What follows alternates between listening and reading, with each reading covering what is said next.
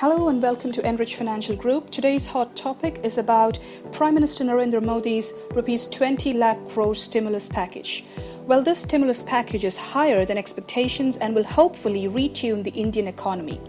Now, as soon as the Prime Minister announced the stimulus package, there was a great anticipation among the public.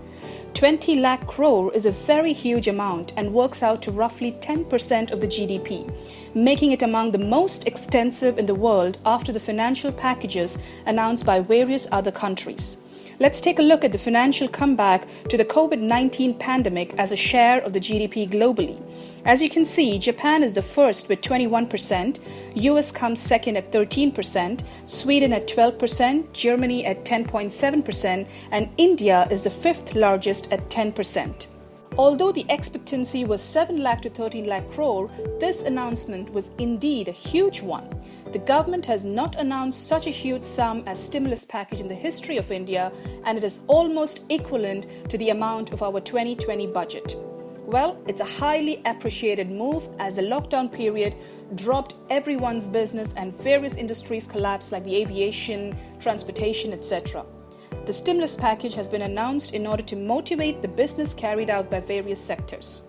Well, if you look at it, even if anything was given free of cost, say for example mixer, grinder, fan, or even distributing money for getting votes, and if we raise a question, did it impact the economy? The answer is no. The amount given to them would have been spent by the common wage workers for their daily requirements, and some would definitely spend it unnecessarily. Now, this package will focus on creating job opportunities in the future, subjective economy, and it would cater to various sectors like cottage industry, agriculture, MSMEs, laborers, middle class, and industries.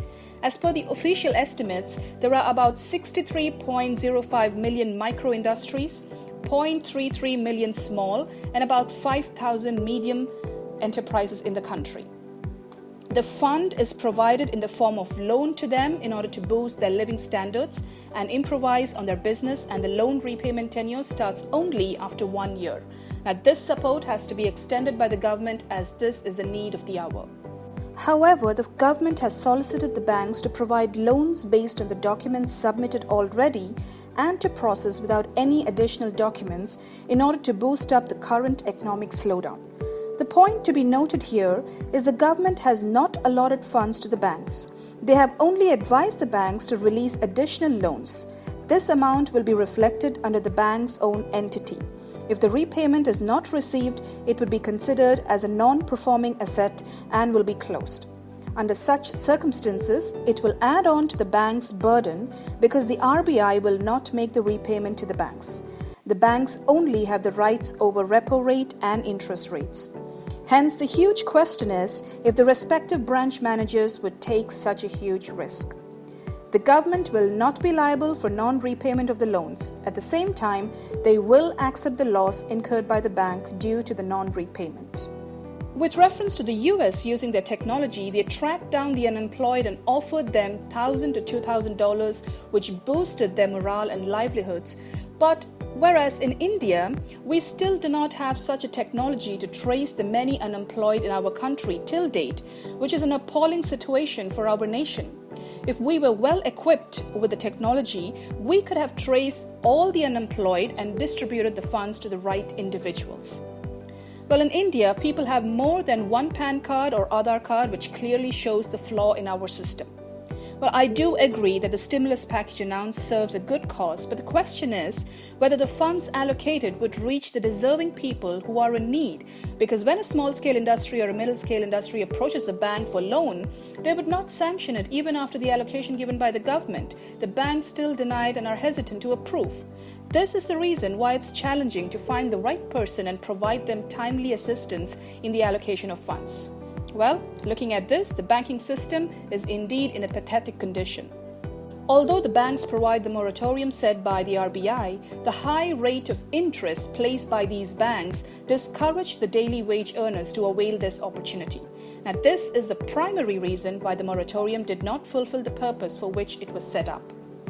However, if we take a look at those who avail the loans effortlessly, we would be surprised to know that 80% of the loan is sanctioned to big investors like Anil Ambani, Nirav Modi, Vijay Mallya, and so on, who eventually turned out to be defaulters in a big way. As you can see on the screen, there's a huge list there. As these big groups were into high volume business, the banks obviously were focused on lending them funds.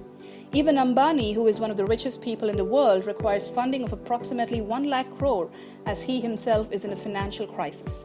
The question is, why should he sell his shares? He has collected about 60,000 crores till date during this financial crisis, and he is also expected to collect another 8%. So if a person like Ambani is in need of money, what would be the scenario of common people like you and me? However, this is the first time a proper initiative has been taken to uplift the livelihood of small and middle-class people and their business. If this announcement is taken seriously and implemented, it would add on to our GDP growth in a huge way.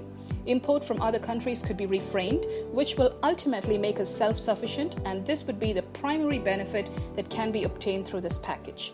But in order to implement the scheme successfully, an appropriate channel has to be adopted. As you all know that the crude oil inventory capacity that we have is only for 87 days, whereas the capacity of our house could have been enlarged to hold it for 3 years, and the price could have been set not at a subsidy but at a meager price of 20 rupees per litre. By doing so, the common man could have been benefited. Also, the toll amount for the vehicles carrying vegetables and other essential could have been waived off as well. Likewise, the GST for the layman could have been waived off, as it could have lightened their financial burdens.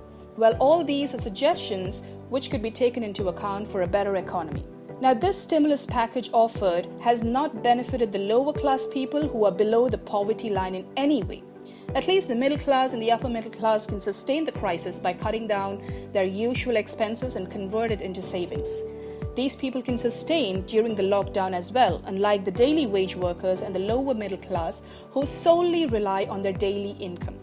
Unless these people are supported with liquid cash, this stimulus package does not serve the purpose. If we try and protect these people who are basically the heart of our nation, they would definitely contribute to the economy of the country through various means. Well, we would like to wrap up by hoping that the government could frame certain methods to ensure that the funds reach the right people at the right time, just like the successful measures that were taken by the government to prevent COVID-19 from spreading across the nation. Stay tuned for more updates. Signing off from Enrich Financial Group. Thank you.